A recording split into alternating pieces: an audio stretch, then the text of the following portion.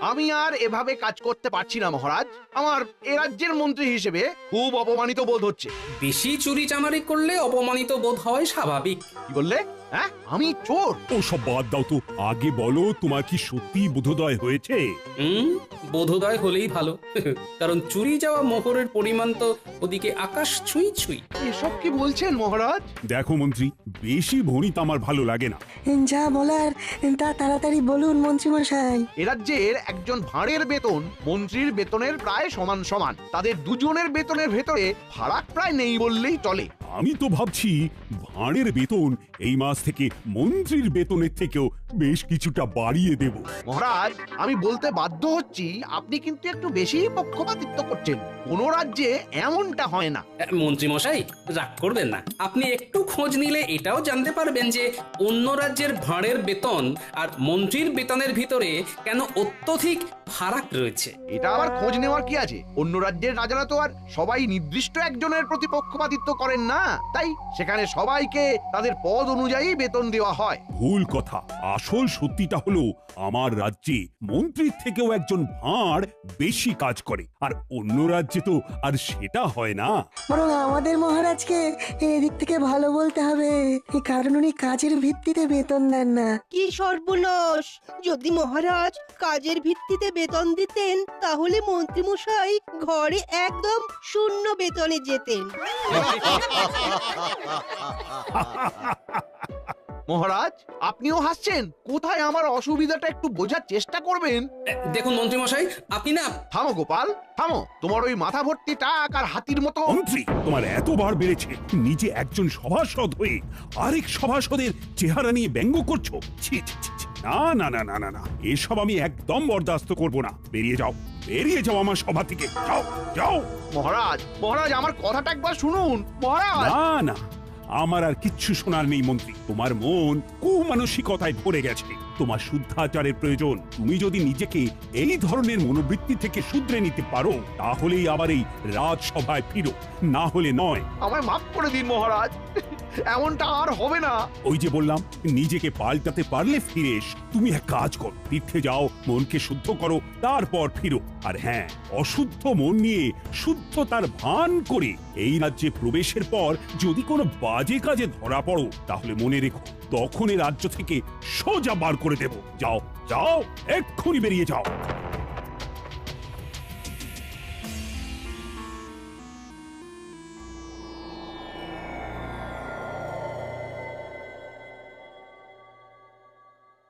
কিরে ঘটে, ব্যাপারখানে কি? মন্ত্রীমশাই আমাদের ডেকে নিজে এমন উদাস হয়ে বসে। কবি টবি হবে নাকি? আমার মনটা খুব খারাপ রে, তার সাথে বেশ রাগও হচ্ছে। কার উপরে? আরে গোপালের চেহারাটা যে হাতির মতো, সেটা বলতেই মহারাজ গেলেন চোটে। আমায় সব সভাসদদের সামনে তাড়িয়ে দিয়ে বললেন মনকে শুদ্ধ করে ফিরতে। ওই দুজনকে আমায় জব্দ করতেই হবে। বুঝেছি বুঝেছি, তাই আমাদের ডেকেছেন, তাই তো? সবই তো বুঝিস, সব কথা কি আর মুখে বলতে হয়? কিছু একটা পরিকল্পনা কর। আমাদের হাতটা গরম করে দিন, কাজ হয়ে যাবে। আমার এখন মাথা গরম আছে, তাই তোদের হাতের বদলে উড়ন আর বসন দিয়ে কান গরম করে দিতে পারি। সুতরাং এখন যা, আগে কাজের কাজটা কর। বেশ, তাহলে আসি। কাল ভোরে এই পরিকল্পনা করে আপনার বাড়ি যাচ্ছি। বেশ হয়েছে, বেশ হয়েছে, মহারাজ মন্ত্রীকে বার করে দিয়েছেন। হ্যাঁ, মানুষের চেহারা ভারী হতেই পারে, তা বলে এমন কথা কেউ বলে? মন্ত্রী মশাই বরাবর অমন স্বভাবেরই লোক, বুঝলে।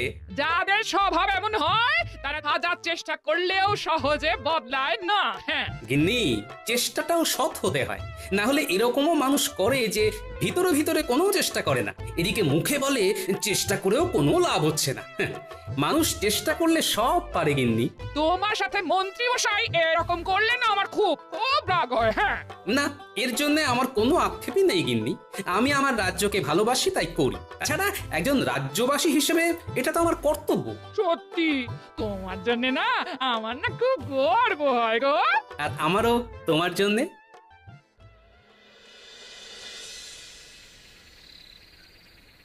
মন্ত্রীমশাই, ও মন্ত্রীমশাই, ওই ওই ওই ওই ওই ওরা এসেছে, ওরা এসেছে। আয় আয় আয়। কিরে বটা, তোর হাতে এটা কি?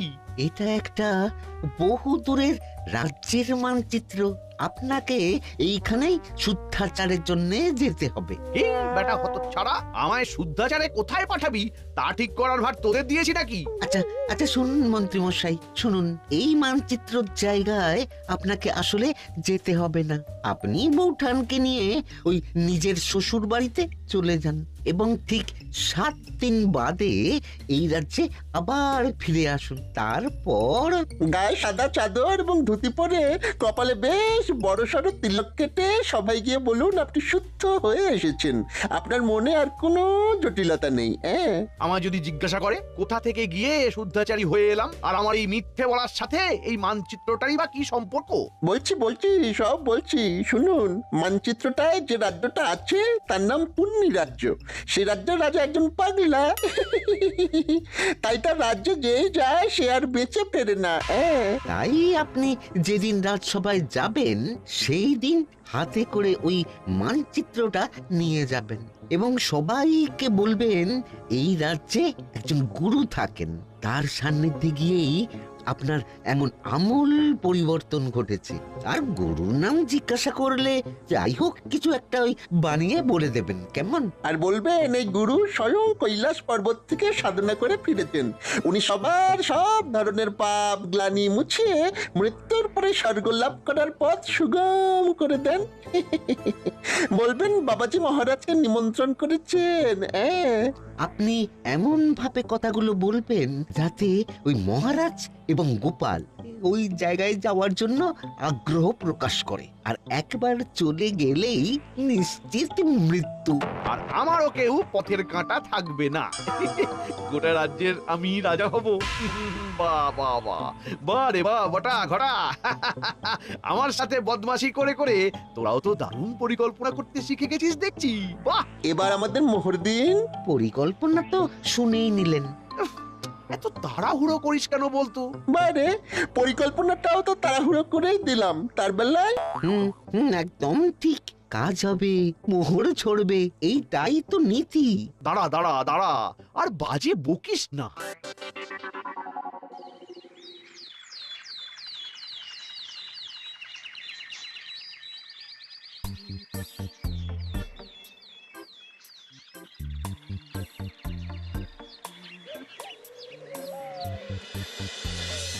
কি বলছো গোপাল?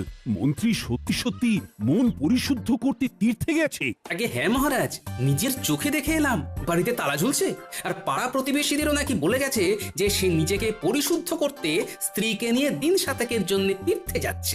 বাবা, আমার এক কথাতেই যে মন্ত্রী এভাবে তীর্থে যাবে ভাবতেই পারছি না। যাকে এখন মন্ত্রীর সুমতি হলেই হলো, কি বলেন? যা বলেছো। আচ্ছা মহারাজ, আমি তাহলে আজ আসি। হ্যাঁ, বেশ বেশ বেশ। ও গোপাল, একটা কথা ছিল। বলুন মহারাজ। বলছি যে যতদিন না মন্ত্রী ফিরছে তুমি কি আমার রাজ্যের নতুন মন্ত্রী হবে? ও বাবা, ক্ষমা করুন মহারাজ, আমি এই রাজ্যের ভাঁড় হিসেবেই ঠিক আছি। ওইসব ভারী ভারী পদে আমায় বসাবেন না মহারাজ। আমি জানতাম তুমি ঠিক এই উত্তরটাই দেবে। বেশ গোপাল, ঠিক আছে, তুমি এখন আসতে পারো।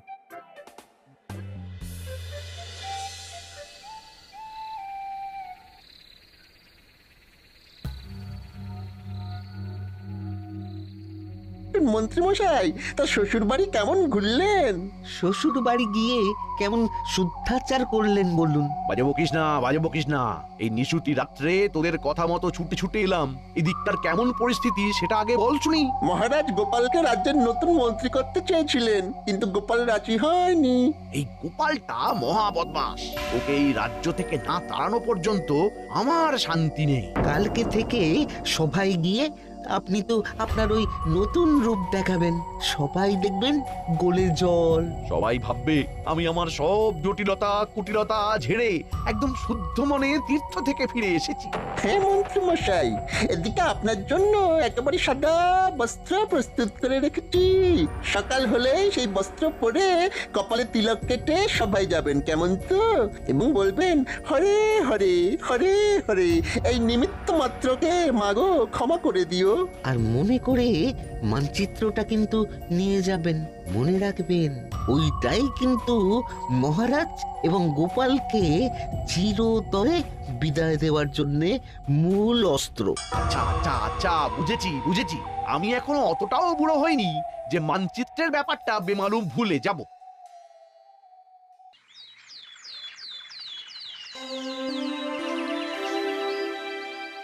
তাহলে সবাই বলছো নতুন পদ্ধতিতে কাজ করতে কোনো রকম অসুবিধে হচ্ছে না, তাই তো? না মহারাজ। বেশ, শুনেও ভালো লাগছে। তোমরা এভাবেই সবাই একে অপরের পাশে থেকে মন দিয়ে কাজ করে যাও। হ্যাঁ মহারাজ।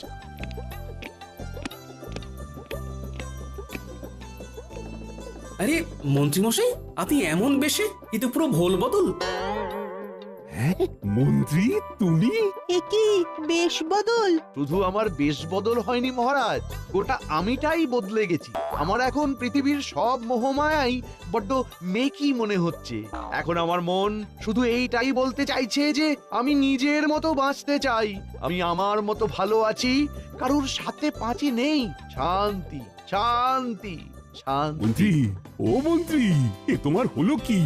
আমি যে তোমাকে চিনতেই পারছি না। এসব ব্যাটার চাল কি না কে জানে। মহারাজ, আমি আপনার কাছে কৃতজ্ঞ। ভাগ্যিস আপনি আমার মনকে শুদ্ধ করে তোলার জন্য তীর্থে যাওয়ার আদেশ দিয়েছিলেন, না হলে তো আমি আমার সকল পাপ ধুয়ে মুছে মৃত্যুর পর স্বর্গলাভ সুনিশ্চিত করতেই পারতাম না। মন্ত্রীমশাই, আপনার স্বর্গলাভ সুনিশ্চিত, এটা কি সত্যি? হ্যাঁ গোপাল, আমি তো আর আগের মতো নেই। আমি আমার সব পাপ ধুয়ে মুছে করেছি সাফ। তুমিও আমায় ক্ষমা করে দিও। এসো এসো, বরং তোমার পা ধরে ক্ষমা চাই। ভুল স্বীকার করতে এখন আর আমার কোনো দ্বিধা নেই গোপাল। তা কে তোমায় শুদ্ধ হতে সাহায্য করলো শুনি? আর তুমি কোথায় বা তীর্থ করতে গেছিলে? এই দেখুন এই মানচিত্রটা, এই যে এই এই এই এই গোল মতো জায়গাটা দেখছেন, এটা হলো পুণ্যি রাজ্য।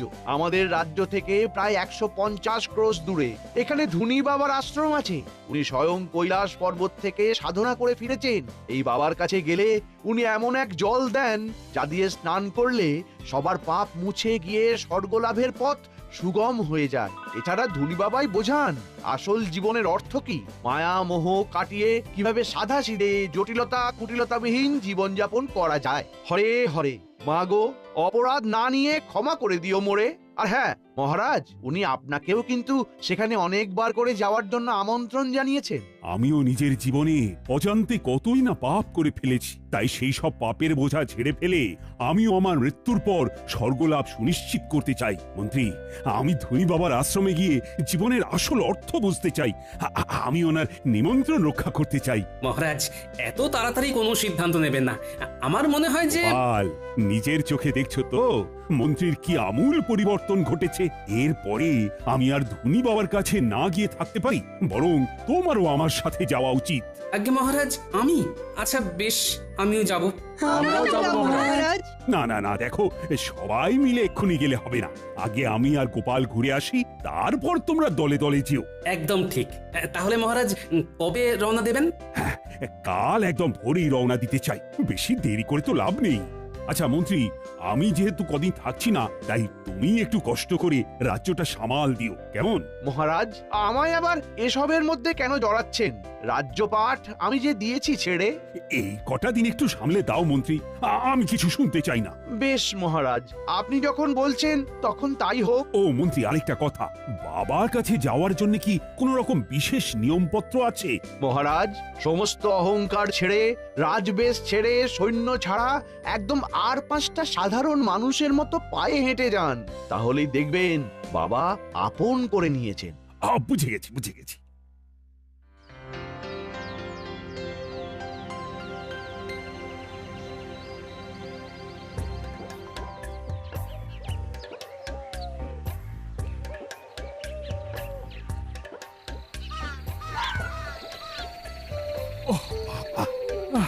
বাবা গো, মা গো, আর কতটা পথ গোপাল। হ্যাঁ, হাঁটতে হাঁটতে পা ফুলে গেল তো। মহারাজ, বুঝতেই পারছি আপনার খুব কষ্ট হচ্ছে, কিন্তু আরেকটু কষ্ট করে ওই বট গাছটা পর্যন্ত চলুন, তাহলে আপনি পুণ্যি রাজ্যে প্রবেশ করে ফেলবেন। ওই বট গাছটা থেকে শুরু হচ্ছে পুণ্যি রাজ্য। গোপাল, ও গোপাল, আজ রাত্রিটা থাকবো কোথায় বলো তো? ওই বট গাছের নিচেই কি কাটাতে হবে? হ্যাঁ মহারাজ, আপাতত তাই তো মনে হচ্ছে, কারণ ত্রিসীমানায় তো কোনো বাড়ি দেখছি না। আর মানচিত্র অনুযায়ী আমরা পুণ্যি রাজ্যে প্রবেশ করলেও বাবার আশ্রম আরো খানিকটা দূরে রয়েছে মহারাজ, যেখানে আপনি কাল সকালের আগে যেতে পারবেন না। বেশ, তাহলে গাছের নিচেই রাতটা কাটাই আর কি।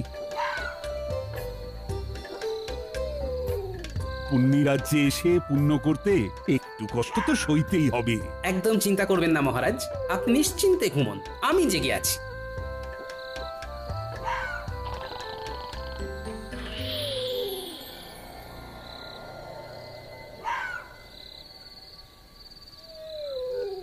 মহারাজ তো ঘুমোচ্ছেন দেখছি, এদিকে ভোর হতেও খুব দেরি নেই, আমি বরং এই সুযোগ একটু ঘুমিয়ে নিই। এই গবা, কি করবি বলতো? রাত তো শেষ হতে চললো, এখনো আমাদের ওই দুজনের মধ্যে কেউ একটাও চোর ধরতে পারলাম না। দেখাবা এরকম আমাদের পাগলা রাজার মতন কাউকে নিয়ম তৈরি করতে দেখেছিস? কি যে নিয়ম, প্রত্যেক প্রহরীকে কিনা বাধ্যতামূলক ভাবে প্রতি রাত্রে একটা করে চোর ধরতেই হবে। সত্যি আপাদ মস্তক খ্যাপা রাজা।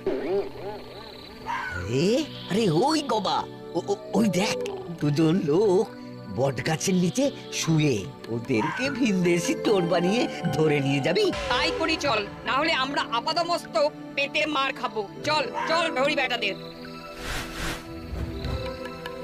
এই কে কে কে তোমরা হাত পা বাঁধছো কেন?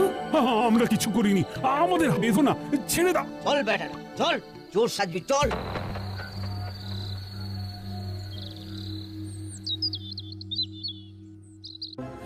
আমাদের তোমরা ছেড়ে দাও, আমরা চোর নই। আরে জানি জানি, সে তখন থেকে এক কথা বলে কানটা ছাড়া পালা করে দিল। আহা, জানোই যখন চোর নই তখন ধরে রেখেছো কেন? এই আড্ডা আমরাকে নিয়ে তো ভীষণ মুশকিল হলো, ঠিকঠাক করে কথাও বোঝে না। এই, আমার সাথে ঠিক করে কথা বলো। আমি তোমাদের মহারাজকে বলে দেব যে তোমরা জানো যে আমরা চোর নই, তবু ধরে এনেছো।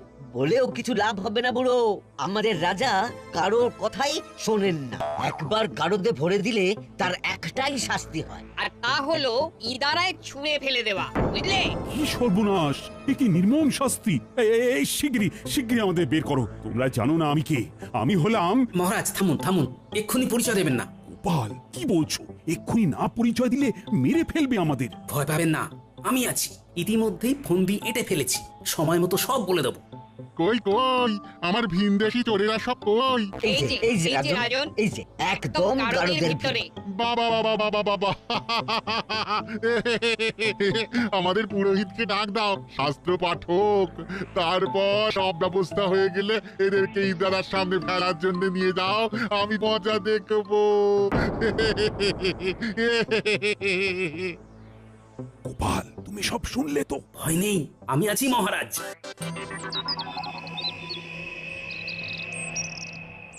তাহলে সব প্রস্তুত তো? হ্যাঁ, এই এই তুমি ওদিকে ওনার কাছে যাচ্ছ কেন? আমাকে ঠাকুরের নাম শোনাতে। মরতে যাচ্ছি তো তাই। মহারাজ, আপনি এবারে আমার সাথে মারপিট শুরু করবেন। ওরা যদি জানতে চায় কেন মারপিট করছি, তাহলে বলবেন আমরা পেশায় জ্যোতিষী। আমরা গণনা করে দেখেছি যে আজ দুজনের ভেতরে যেজন আগে ইদারায় ঝাঁপ দিয়ে মরবে সে স্বর্গবাসী হবে এবং পুণ্য লাভ করবে। বেশ বেশ, মুক্ত করে দাও দুজনকে, মুক্ত করে দাও। আমি আগে ইদারায় ঝাঁপ দেবো। না, আমি। তবে রে বেটা, দেখ কেমন মারি তোকে। আয় আয়, আমিও মজা দেখাচ্ছি। কি তোমরা থামো, তোমরা থামো, তোমরা থামো, তোমরা কারা তুমি? হ্যাঁ, এভাবে মারপিট করছো কেন? আমরা জ্যোতিষী, গণনায় দেখেছি যে আজকে ইদারায় ঝাঁপ দিয়ে আগে যে মরবে সে পুণ্য লাভ করবে এবং স্বর্গবাসী হবে। কি তোমরা চোর নও? আজকে যে ছাপ দেবে সে স্বর্গবাসী হবে, পুণ্য লাভ করবে। হ্যাঁ, তাহলে তোমরা আর কষ্ট করে ঝাঁপাবে কেন? আমি ঝাঁপ দিচ্ছি, আমার পুণ্য লাভ হবে, স্বর্গবাস হবে। দুটোরই প্রয়োজন আছে। এই 1 2 3। রাজন, উফ, কি বাঁচান বাঁচলাম বাবা। আমরা এখন কি করব? তোমরা শিগগির আগে ওনাকে তোলার ব্যবস্থা করো। আসলে আজকে এরকম কিছু ঘটবেই না। আর আমরা কেউ জ্যোতিষীও নই। উনি হলেন কৃষ্ণনগরের মহারাজ রাজা কৃষ্ণচন্দ্র, আর আমি হলাম গোপাল ভাঁড়। আমরা এখানে ধনী বাবার আশ্রমে যাব বলে এসেছিলাম। কি ধনী বাবার আশ্রম? কিন্তু এখানে তো এইরকম কোন আশ্রম নেই। ঠিক বলছো? হ্যাঁ, ও ঠিকই বলেছে। বেশ, বুঝে গেছি আসল ব্যাপারখানা কি। আমরা চললাম, তোমরা ওনাকে বাঁচাও।